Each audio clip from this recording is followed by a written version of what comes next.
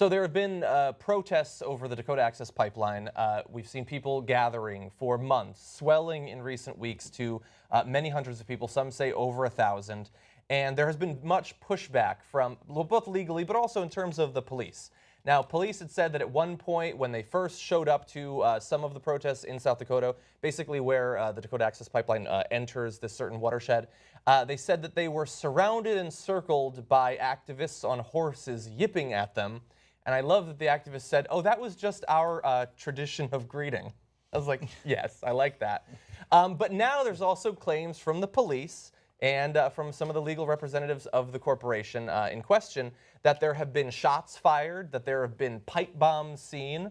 Now, representatives of the activists, including Bill McKibben and others, saying, no, when you get a large group of people together, it's easy to spread these sorts of myths, but there is no credible reporting of any sort of threat or actuality of violence coming from these activists, and certainly I have not seen any of that. But we do want to show you a little bit of video footage from the actual site. As we've said previously, more than 20 people have been arrested at this point, and we can expect that in the upcoming weeks, as we await a federal judge finally saying whether or not the construction would be shut down, the protests will only get large, and you'll see more of this sort of video. I'm a landowner. They're trying to lay a pipe across our water, trying to poison our future, and I'm here right now in honor of Colorado and in honor of my brother Black Horse and in honor of my mother, President Yellowwood from Ogallala, La Poca Nation.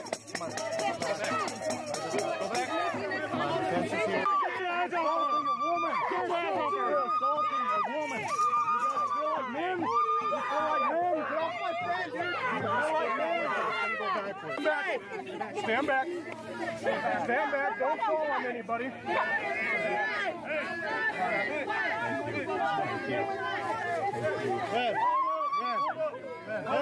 hold on. Hold on. Hey, come on. Hey, take your hands off the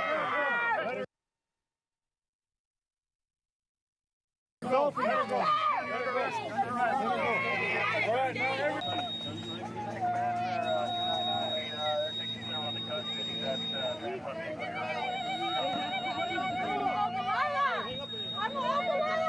Security. American horse. I come from Colorado, American Indian movement. So we were saying while that video was going on, this is exactly how the police treated the Bundy Ranch protesters when they wouldn't pay for their goddamn land use. Well, the difference might have been is that the Bundy guys pointed weapons at the cops, so the cops chose not to arrest them. Yeah. So yeah, they say that these protesters have guns. We know those protesters had guns. That's why the Bundy Ranch, the first flare-up, was such a terrible precedent, let alone what happened in Oregon. Okay, let me just call BS on the cops. They said, we had incidents and reports of weapons, of pipe bombs, and of some shots fired. And they don't mean somebody said something mean and shots fired. Okay, no, you didn't. Because if you had a report of a pipe bomb and you thought that was real, you'd have shut that thing down so quick, our heads would have spun. Yeah. No, there wasn't there's not a half a report of a pipe bomb. If there's a report that you find credible of a pipe bomb, you're going to move in so quick and get rid of those people. No, you're just talking nonsense. That's just rumors, gossip. Yeah. Shots were fired? Really? Shots were fired near police officers and you didn't do anything? Yeah. My ass shots were fired. Here's what happened from everything that I've seen. Prayer circles. Prayer circles have happened. Love and basically hippie protest has happened. Okay, and we shouldn't be surprised by that. And I should say one other thing. They say there were reports of weapons.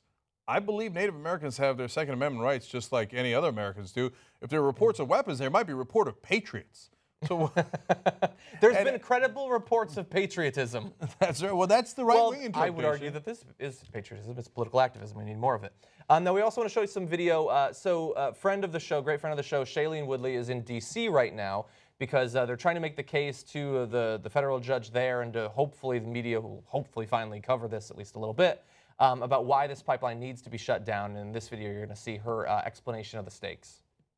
I'm here standing in solidarity with the Sioux people of Standing Rock Reservation, opposing the Dakota Access Pipeline that is proposed to be built through their river. through the Missouri River, which breaks treaties. And if this, not actually yes, because we all know pipelines break. When this pipeline breaks, the deposits of crude oil that would go through the Missouri River would not only compromise the drinking water and the tap water and the shower water of those people living on Standing Rock Reservation, which is the third largest Indian reservation in our country, but it would also compromise the integrity of the water for 18 million people who depend on the Missouri for their tap water. A lot of us turn on our taps and our shower and our faucets and we don't think about where that water comes from. 18 million of us in America depend on the Missouri, so this is a big issue for all of us. Now, Shailene has been at the actual protests in the Dakotas for, at the very least, weeks, if not longer, and so she knows a little bit about what's going on there. Yeah. So as we've talked about in another segment, I have some mixed feelings about the pipeline. I don't have mixed feelings about the protests. It is the most American thing you can do, and you've got to represent your side. If you don't represent your side, no one else will. Yeah. And so if you think that that's a violation of your heritage, your culture, that's perfectly fair. If you're worried that there's going to be leakage, that always sounds wrong, and it's going to pollute the water, and that's going to affect those 18 million people, as Shailene is talking about, you've got every right in the world to protest. Yeah. And then to ask the Army Corps of Engineers to take that into account, ask the court system to take it into account. One of the principal issues here that is really problematic is that they are going forward without all of the court issues being resolved. So I think one of the most fair requests that the protesters have is, well, let's go through the court system, see who's right, and then if it turns out we lose, well, you know, we did our best, but at some point we got to respect the ruling of the judge. Yeah. But we haven't had the ruling of the judges yet. We certainly haven't had the final rulings, and I think that's a really fair argument. Yeah. And to the corporations, the oil's not going to go bad. You can drill it out in a year or two if you want. Well, there's financing costs. I know, whatever. The price will probably go up. You'll probably make more money later. Also, to the media, I don't care if this is what it's actually called. Stop calling it light, sweet, crude. It's not olive oil. It's oil. Okay? It makes it seem like if it was to spray out there, you just hold up your salad. No, it's disgusting oil, and it'll fuck you up. Sign up for membership at tytnetwork.com/join and get the whole 2-hour show commercial free, plus post games.